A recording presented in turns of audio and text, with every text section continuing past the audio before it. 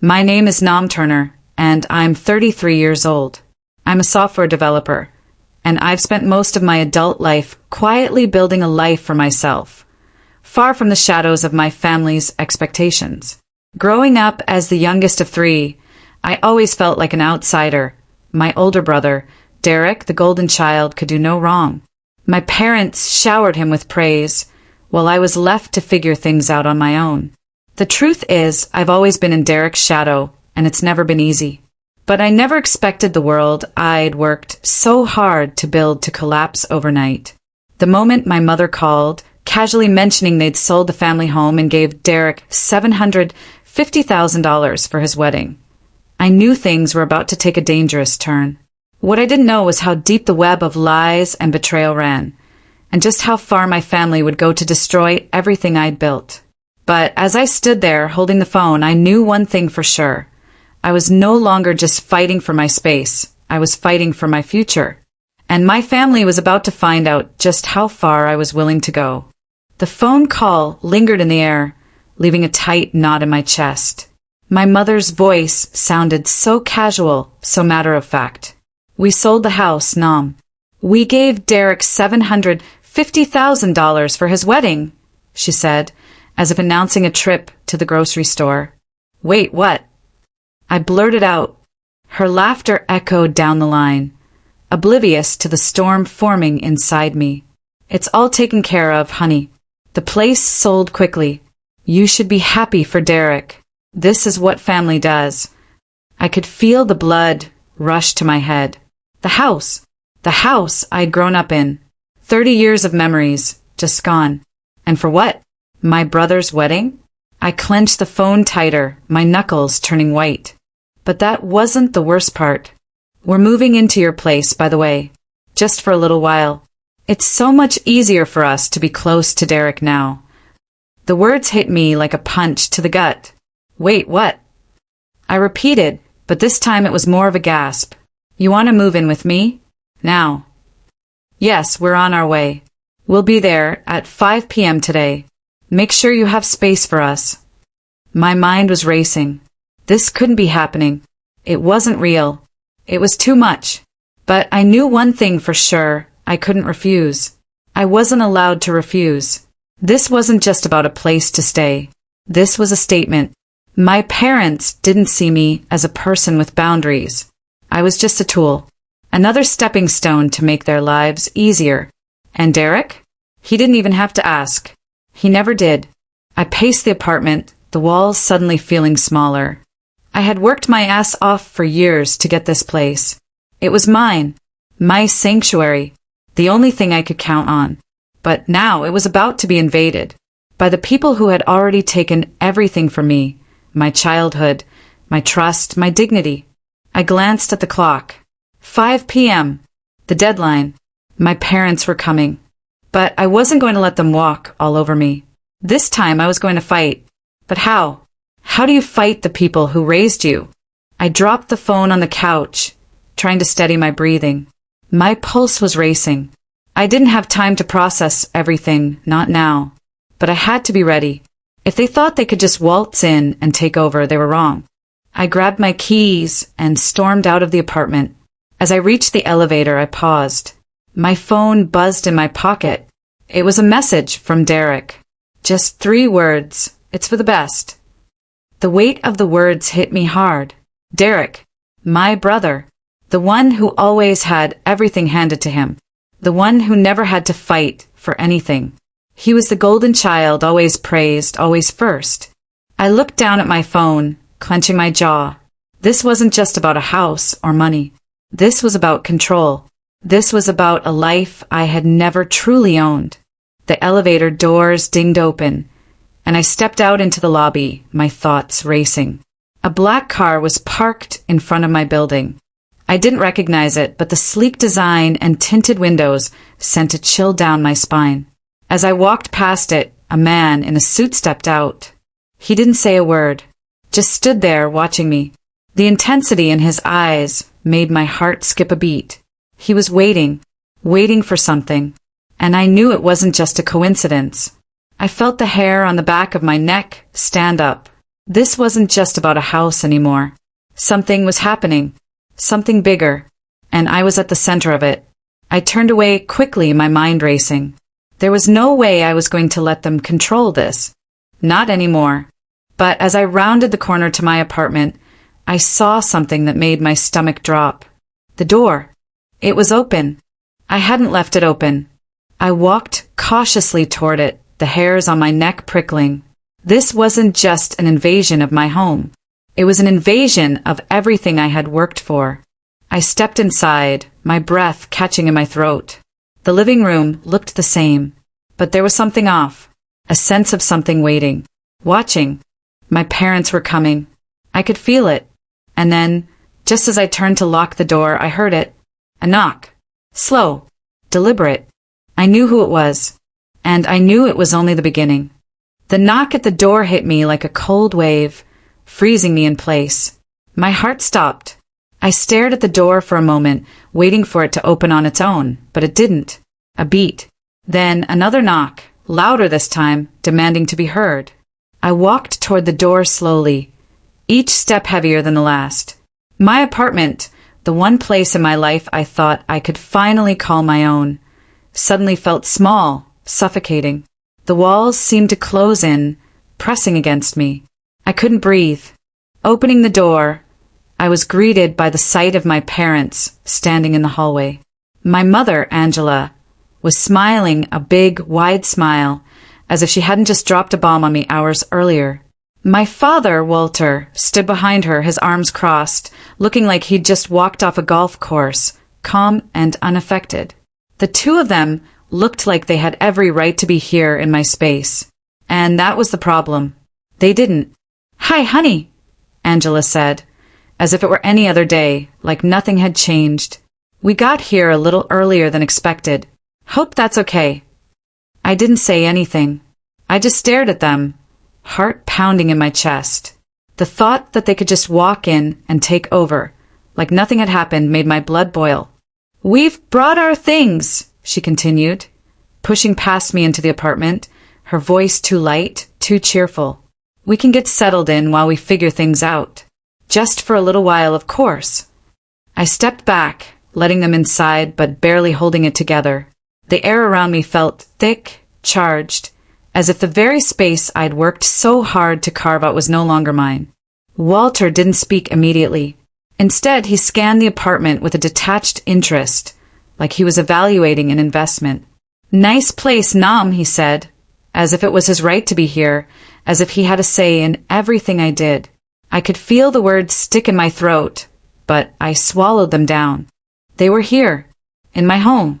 They'd taken my family's past, my parents' house, and handed it all over to Derek. And now they were moving into my life. No questions asked. "You're really doing this?" I finally managed, my voice quieter than I wanted it to be. "You just expect me to let you live here?" Angela flashed that perfect, disarming smile again. "Don't be so dramatic, Nam. It's just for a while. You should be happy we have somewhere safe to stay." I wanted to scream, to throw them out, to tell them that I wasn't their backup plan. But I didn't. Not yet.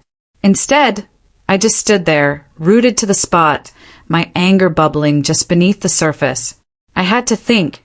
I had to figure out what the hell was going on, and why they were doing this to me. "I'll get the guest room ready," Angela said as she started walking down the hallway toward the spare bedroom. But I couldn't follow her. My feet wouldn't move. My head was spinning. The moment my parents had sold their house, my world had shifted. But now, with them here, now I was trapped.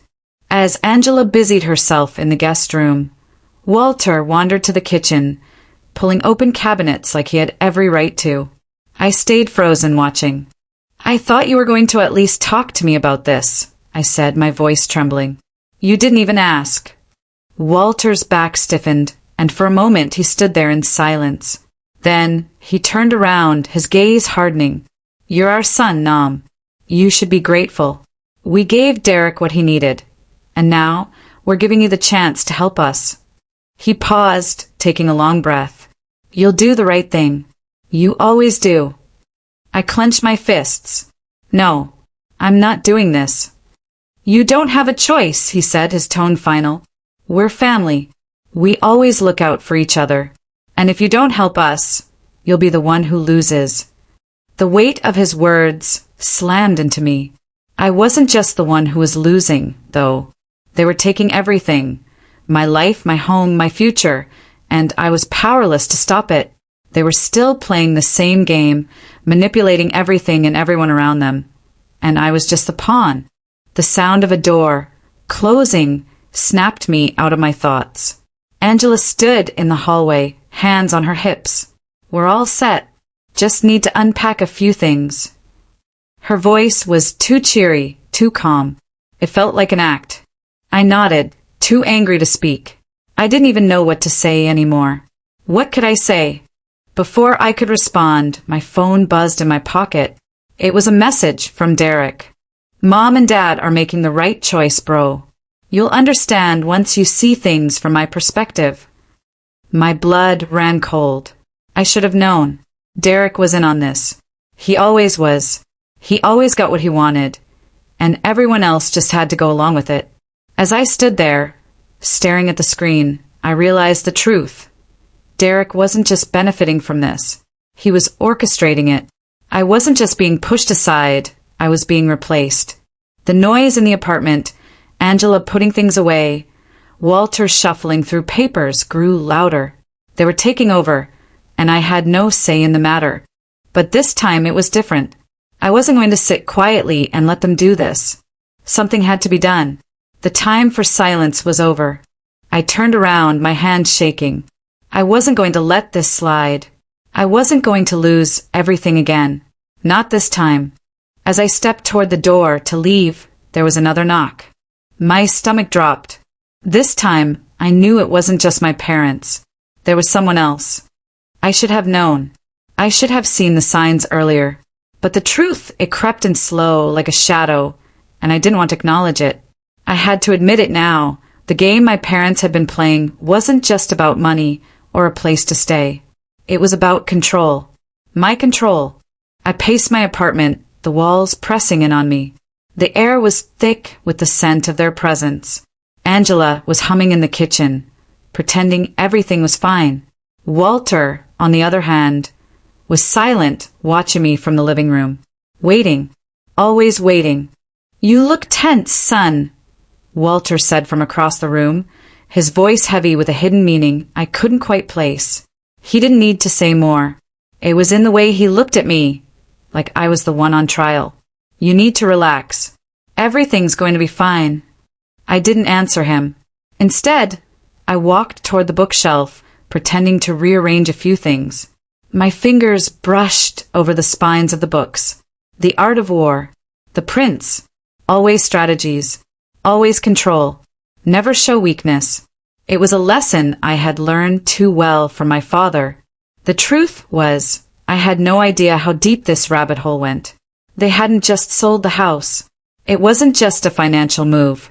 My parents had planned this. From the very beginning, they knew exactly what they were doing. I was just too blind to see it. I couldn't stay calm anymore. I needed answers. I needed to know what the hell was going on. I grabbed my phone, my hands trembling. It was time to dig. Time to find out what they'd really been up to. The truth about the house, about Derek, about the money. I scrolled through the contacts, my finger hovering over Victor Hayes, the family lawyer. I'd trusted him. He was the one who'd always been there, giving advice when I needed it, standing by my family. But was he really on my side? Or was he part of this mess? I pressed call. The phone rang once, twice, and then he picked up. Victor, I said, trying to keep my voice steady. I need to know what's going on. This property transfer. The house sale. It doesn't add up. My parents. They've been hiding something. There was a pause on the other end. Then Victor's voice, cold and calculating. Nom, you're overreacting. It's a simple transaction. You don't need to get involved. His words made my blood boil. Overreacting? No. I shot back, the anger spilling out. You don't get to tell me what I need to do. I want to know everything. Right now. Victor sighed, a deep, weary sound. Let's then, Nam. I can't tell you everything. You don't want to go down this road. Trust me. His hesitation was the key. Something wasn't right. I wasn't just dealing with a financial deal here. I was dealing with something far more dangerous. I'm not trusting you, I said coldly, my voice low. I'm done trusting anyone. The line went silent, and for a moment I thought Victor had hung up. But then, just before I ended the call, I heard him speak again, quieter this time, almost as if he were worried someone might overhear. There's more to this than you think, Nam. But you'll find out soon enough. It's already too late. His words hit me like a slap to the face. What does that mean? I demanded. What's too late? There was another pause. Then he spoke, his voice almost a whisper. Your parents. They've made arrangements. It's already signed. I can't undo it. I hung up. The room spun around me. Signed. What had they signed? What was so irreversible that Victor couldn't fix it? I stared at the phone, my breath shallow. It was happening. The walls were closing in, and I was running out of time. I had to act fast. I needed more information. I grabbed my coat and rushed out the door, trying to ignore the knot in my stomach. The urgency in Victor's voice had shaken me, and now I had no choice but to find out everything. I couldn't trust anyone anymore. Not my parents. Not Victor. The air outside was cold, biting. It stung my face as I walked to my car. I slammed the door shut and started the engine. There was only one place I could go now, the last place I would ever expect to find answers. I drove through the streets of San Francisco, the city I thought I knew so well, but now felt foreign. The neon lights blurred as I sped through the winding roads, my mind racing. I had a feeling I was being watched. I could almost sense eyes on me from the shadows. When I pulled up to Victor's office, the lights were dim. The building looked almost abandoned. But I wasn't here for the lights. I wasn't here for the comforting illusion of safety. I was here to find the truth. And I knew it wouldn't be pretty. I stepped out of the car and walked into the building, each footstep echoing in the cold hallway. I could feel the weight of the silence pressing down on me. The door to Victor's office was slightly ajar. I pushed it open. Victor, I called, my voice low, trying to keep the tension under control. But as soon as I stepped inside, I stopped dead in my tracks. There, sitting at the desk, wasn't Victor. It was Derek, my brother. He was staring at me, his face pale, his eyes cold. And the look he gave me sent a chill down my spine. You should have stayed away, Nam, he said, his voice low, almost amused. I froze. He wasn't supposed to be here. But then maybe that's exactly what he wanted, for me to find out the truth. And that truth? It was much darker than I could have ever imagined. The game had just changed, and I was no longer sure who was playing me. I didn't expect to find Derek sitting in Victor's office, but there he was, lounging in the leather chair, the same smug grin plastered across his face. It was almost as if he'd been waiting for me, like he knew this day would come. He looked too comfortable, too at home. What the hell are you doing here? I asked, my voice tight with anger. Derek didn't even flinch. He leaned back, crossing his arms, and studied me like I was some kind of puzzle he hadn't figured out yet. Come on, Nam. You didn't really think you were in the clear, did you? I took a step forward, the cold of the office floor creeping up my spine. What are you talking about? I was trying to keep my voice steady, but it wasn't working. The truth was, my brother's presence here in the one place I thought was still mine felt like a betrayal. And I knew it wasn't just about this moment. It was bigger than that. He finally sat up, the grin fading into something more sinister. You never saw it coming, did you? You were too busy playing the good son, working your little tech job, building your little life. But you should have known. You're just a backup plan. He paused, his gaze hardening. We always knew you wouldn't mind giving up your place for us. For me. I froze. That was it. That was the truth I had been avoiding. The moment my parents sold the house, I had become invisible to them. My entire existence had been a background noise in their lives, easily replaced by Derek. But this was different. This was a game I didn't understand. Derek had been pulling the strings all along. "Why are you doing this?" I managed, the words scraping against my throat. "Why now? Why me?" Derek leaned in, his voice dropping to a low murmur. "Because, Nam, you're the only one who's never understood the way things work in this family. You've always been too good, too righteous. But that's not how you win. That's not how you survive." He stood up slowly, the words hanging in the air like a thick fog. "And now you're in it, whether you like it or not." My mind was racing, but I couldn't catch up. This wasn't just about a house anymore. It wasn't about the money. It was about control. It was about tearing me apart from the inside out. And I had no idea how far this was going to go. "You think this is over?" I said, stepping toward him, my fists clenched. "You think I'm just going to roll over and let you take everything?" Derek chuckled, but it wasn't a laugh. It was the sound of someone who knew the end was near. "You really don't get it, do you? You're already in too deep. This isn't just about the house or the money anymore. This is about a future we can't escape. And you, Nam, are the one who's holding us back." A cold shiver ran down my spine. He was right. I had been holding them back. But what I didn't know was just how far Derek would go to eliminate that obstacle. I stepped back, my mind racing. "You're insane if you think I'm just going to let you get away with this." He didn't respond. Instead, he just looked at me, a look that sent a chill straight through my chest. He didn't need to say another word. The message was clear. I was already out of options. Then the door to the office clicked open. Victor Hayes stepped inside, his usual calm demeanor replaced by something colder, more calculating. His eyes flicked to Derek, then to me. "It's time, Nam," he said, his voice strangely flat.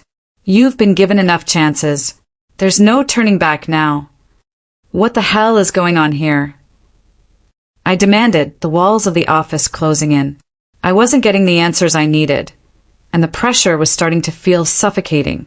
Victor didn't answer. Instead, he turned to Derek, his face unreadable. Derek gave a small nod, and that was all it took. "Get him," Victor said, his voice low. In an instant, two men, strangers, appeared behind me, grabbing my arms before I could react. I tried to break free, but their grip was like iron. My heart hammered in my chest, adrenaline spiking. "What the hell is this?" I yelled, panic rising. Derek stood there, calm like a man watching a show. He didn't even flinch. "Relax, Nam. We're just making sure you don't do anything stupid." I struggled, but it was no use. The men dragged me toward the door, and I felt every ounce of control slipping away. My apartment, my life, everything I thought I knew was crumbling. I was no longer in control. The family I'd fought so hard to keep in my life had turned on me, and I was powerless to stop it. As they shoved me down the hallway, I caught a glimpse of something. A door, just a few feet away, slightly ajar. Inside, I saw a large safe, its contents hidden behind steel. "Why are you doing this?" I gasped, barely able to keep up. "What's in there?" Derek's smile was the only answer I needed. "Everything, Nam. Everything you've ever worked for." The world around me started to spin. They weren't just taking my home, they were taking my life. And now, they were going to make sure I couldn't stop them. But the worst part? I had no idea what they were planning next. As they shoved me into a car outside, I saw something that made my heart stop. A black SUV was parked across the street, its engine running. The windows were tinted, but I knew. I could feel it. I wasn't alone. Someone was watching me. The SUV tailed me the entire drive. I could feel it in my gut, that familiar weight pressing down on me. Someone was following. I couldn't shake the feeling, no matter how many turns I took, how fast I sped. The black vehicle behind me mirrored every move, as if it knew exactly where I was going. I gripped the wheel tighter. This wasn't just paranoia. Someone was watching me, waiting for me to make a move. It was like they knew I was finally onto something. I couldn't afford to mess this up. The higher you climb, the harder you fall. The words echoed in my mind. Maybe it was a warning I should have heeded long ago. I pushed the accelerator harder, my car humming under the stress of the high-speed chase through the dimly lit streets of San Francisco. The city's towering buildings blurred by, casting long shadows over the asphalt. My heart beat faster, the adrenaline surging, but the cold dread in my chest wouldn't fade. I didn't know where I was headed. I didn't care anymore. I had to shake this damn car off. I took another sharp turn, speeding past pedestrians who barely had time to look up. The black SUV didn't lose me. It was still there, right behind me, like a shadow, just waiting for me to make the wrong move. I swerved left, narrowly missing a parked truck. The tires screeched. In my rear-view mirror, I could see the headlights of the SUV getting closer. They were closing in. Damn it, I muttered under my breath. This wasn't just a chase anymore. This was a message. I glanced down at my phone in the passenger seat. No messages. No calls. I cursed. I couldn't get help. I needed to get rid of them. I needed to find a way to lose them for good. Then I spotted it, an alley dark and narrow. It was my only shot. I slammed the wheel to the right, fishtailing the car into the alleyway. The tires screamed in protest as I careened into the shadows. My breath caught in my throat as I hoped the SUV would lose me. But they didn't. They followed me right into the alley. I slammed on the brakes, the car skidding, and I wrenched the wheel to the left, narrowly missing a dumpster. I could hear the SUV's engine roar behind me, a constant reminder that there was no escaping them. Think. I hissed through gritted teeth. I had one shot, one chance to make this work. I pushed the car into a tight turn, then pulled into a side street, hoping to lose them. The alley was a dead end. I had to get out of there fast. I couldn't risk being trapped. But as I darted around another corner, something caught my eye. A familiar figure stood on the corner of the street, arms folded, watching me intently. The street lamp above flickered, casting his face in half shadow. It was Victor Hayes, the last person I wanted to see. My stomach twisted. I slammed the brakes again, the car screeching as I came to a sudden stop. My heart was racing. My thoughts scrambled. Victor didn't move. He didn't even blink. He just stood there watching me. He didn't have to say a word. I knew what this meant. He was part of this, part of the game that was being played. I opened the door, stepping out onto the street. The cold air hit me, sharp and biting. The city was silent, too silent. It felt like the calm before the storm. "You've been following me," I said, my voice tight low. "What is this? What do you want?" Victor smiled, but it wasn't reassuring. It was almost pitying. "Nam," he said slowly, his eyes narrowing. "You don't understand. This isn't your fight anymore. You were never meant to win." I felt a chill creep up my spine. The way he spoke, the way his voice had that finality in it. Never meant to win. It hit me like a freight train. "You've been playing me this whole time," I said, stepping closer. "What is it? The house? The money? What do you want?" Victor's smile didn't falter. "It's not just about the house, Nam. It's about control. It's about what happens next." His eyes flicked to the SUV that had followed me into the alley. "And your time is running out. You don't have much longer before this gets ugly." A cold fear gripped my chest. I was standing in the middle of a game I couldn't even comprehend, and I was losing. Losing fast. "Who's behind this?" I demanded, my voice trembling now. "What's really going on?" Victor didn't answer. Instead, he took a step back, his hand moving to his jacket pocket. He pulled out an envelope, thick with papers. He tossed it toward me. "Your answer is in there. But be careful what you ask for," he said, his voice almost a whisper. "Sometimes the truth is more dangerous than you think." I stared down at the envelope. My hand hovered above it, but I didn't reach for it. Not yet. What was in it? What did they want me to see? Before I could reach for the envelope, A voice crackled from behind me. Don't even think about it. I spun around. The two men from the SUV were standing there now, blocking my exit. They were big, their faces hidden by shadows, their eyes cold and unfeeling. Victor took another step back, his expression unreadable. It's too late, Nam. The game's over. I took a step back, my mind racing. I couldn't run. I couldn't fight. What the hell was going on? Was this it? Was this how it ended? And then, just as I thought I couldn't breathe anymore, I saw something that made my blood freeze. From the corner of my eye, I noticed something familiar, a familiar figure, standing near the back of the SUV. It was Derek, the last person I expected to see, and the last person I wanted to see. Everything crashed down on me in that moment. The game was far from over. I didn't think I'd ever see Derek like this, standing in front of me, cold, unyielding, and in control. The last time we'd spoken, he was the golden child, the one who could do no wrong.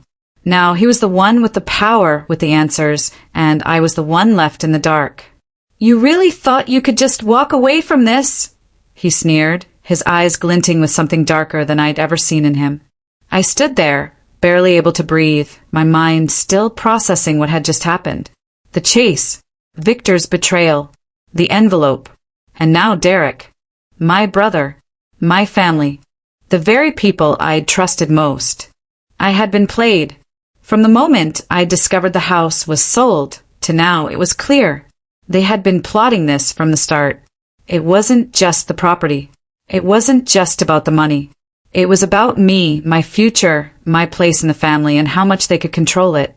You've been planning this for how long? I asked, my voice shaking with a mix of disbelief and anger. Derek didn't answer at first. He just stared at me, a look of mock sympathy crossing his face. I didn't want this for you, Nam. But you never understood the way things work. He paused, his gaze turning sharp. I'm the one who has always been the priority. I've always been the one they've put first.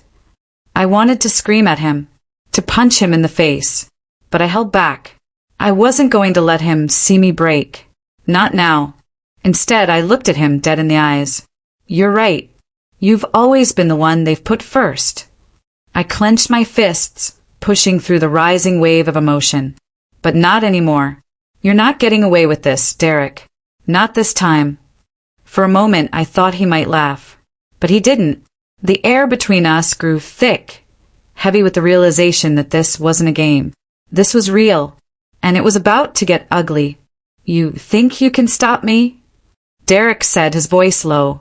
He took a step closer, his words colder than I'd ever heard them. It's already too late. You don't have a leg to stand on. The tension in the room escalated, the walls closing in.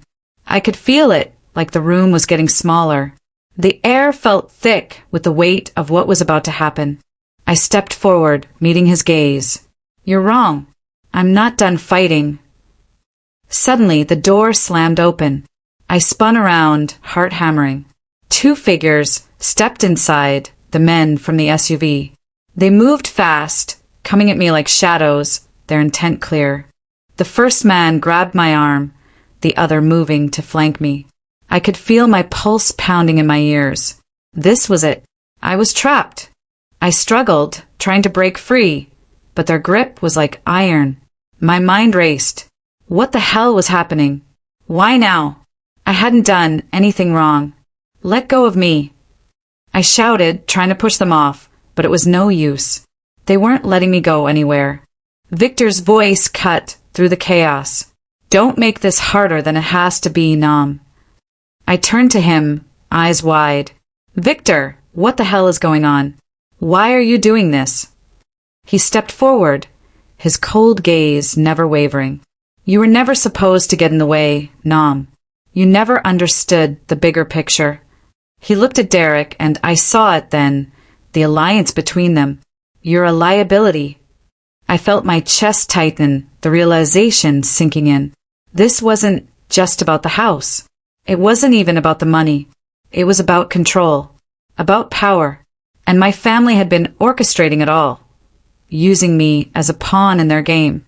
No, I said, a quiet resolve flooding over me. I'm not your pawn. I'm done being your pawn. With all my strength, I wrenched myself free from their grip. I pushed past them, rushing toward the door, my heart racing. I didn't know what was waiting for me outside, but I knew I couldn't stay here. Not anymore. I slammed the door open and ran into the street, my breath coming in sharp gasps. I didn't stop. Not when I heard the sound of footsteps behind me. Not when I heard a car start up, the engine roaring to life. I kept running. No one could control me anymore. I reached the corner, the sharp bend of the alley ahead. But just as I thought I was free, I heard a voice. Derek's voice. Calm. Too calm. You can run, Nam, he called from behind me. But you'll never outrun this. I didn't look back. I couldn't afford to. I pushed myself harder, the sound of his words echoing in my head. It was all part of the plan. They'd been working together, but they underestimated me. The alley ahead was dark. I darted into it, taking a sharp turn, only to stop dead in my tracks. Standing in front of me was Victor Hayes, holding an envelope, a smug expression on his face. This ends tonight, Nam, he said, stepping closer. I stood frozen for a moment. The game had shifted. It wasn't just about the house or the money anymore. It was about who was going to walk away with their dignity intact, who would survive this fight. But as I stared at Victor, I realized something. I wasn't alone anymore. I didn't need to be. I stepped back, and as I did, my phone buzzed in my pocket. It was a message from Megan. I've got the evidence. I'm sending it now. The truth was finally coming out. I looked up at Victor, my mind clearer than it had been in weeks. I'm done playing your game, Victor. It's over. And just like that, everything I'd been fighting for, my home, my future, my place in this world, was slipping away from them. I turned and ran, leaving everything behind. The fight was just beginning. But this time I wasn't alone. I wasn't powerless. And for the first time in my life, I knew exactly who I was. In the end, family isn't about obligation. It's about trust, about respect. And when it's broken, it can never be fully repaired. But the fight for your future, that's something worth standing up for. I had finally found my strength, and I wasn't going to let anyone take it from me again.